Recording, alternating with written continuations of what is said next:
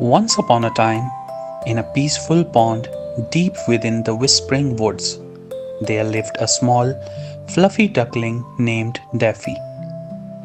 Unlike the other ducklings who loved to swim and quack in joy, Daffy was a little different. He was shy and often kept to himself, watching the other ducklings play from the edges of the pond. Every morning, the elder duck, Old Quill, would gather all the young ducklings and tell them stories about bravery, kindness, and teamwork. But Daffy often felt out of place. He admired the brave ducks, the strong geese, and the clever swans. But he didn't believe he could be as brave or strong as they were. One day, as the ducklings were playing by the pond, a loud noise echoed from the forest. It was the sound of a wolf's howl. The ducklings all huddled together, shivering in fear. They knew that wolves rarely came near the pond, but that sound made everyone nervous.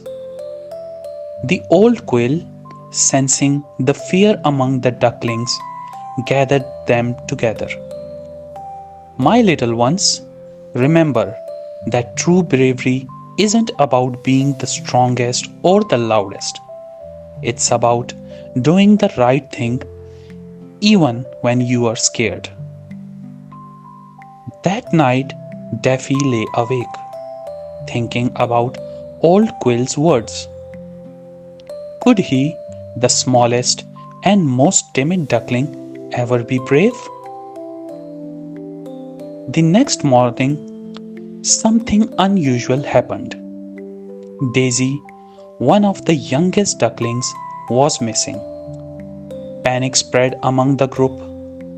The older ducks searched the pond and the surroundings, but found no trace of her. "We must go into the forest," Old Quill announced, his voice trembling. "But it is dangerous, and we must be careful." The older ducks hesitated, knowing the dangers of the dark woods. But Daffy's heart was beating faster. What if Daisy was lost or scared? He thought. What if she needed help? Even though the idea of going into the forest frightened him, something inside him told him he had to try. Without thinking, Daffy flapped his small wings and waddled towards the trees. "I will go," he quacked, his voice shaking but determined. The other ducklings gasped. "Daffy, but you are too small. You can't go alone," they cried. "I may be small," Daffy said, "but I can still be brave. Daisy needs us." Inspired by Daffy's courage, a few of the older ducklings joined him, and together they ventured into the forest.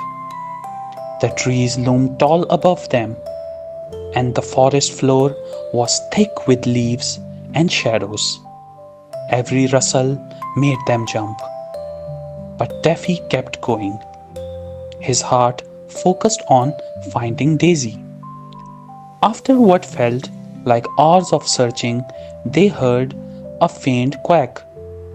Following the sound, they found Daisy trapped in a bush, tangled in brambles. She was scared but unharmed. Daffy rushed forward. "Don't worry, Daisy, we are here." With the help of the other ducklings, Daffy carefully pulled the brambles away and freed Daisy. Her eyes filled with tears of relief. "I thought no one would come," she whispered. "You were never alone," Daffy said softly. "We'd always come for you." As they made their way back to the pond, The older ducks greeted them with cheers and quacks of joy. Daffy, the smallest and shyest duckling, had led the way and saved Daisy. That night, Old Quill gathered all the ducklings and told the story of Daffy, the brave little duckling who, despite his fear, showed that true courage comes from the heart. And from that day on, Daffy was no longer the quiet duckling who stayed on the edge. He was known as Daffy the Brave, and the other ducklings looked up to him with admiration and pride. Moral of the story: true bravery isn't about being the biggest or strongest. It's about doing what's right, even when you are afraid. Good night, little one. Remember, just like Daffy, you have a brave heart inside you. Sleep tight, dream big, and know that you can be courageous in your own special way.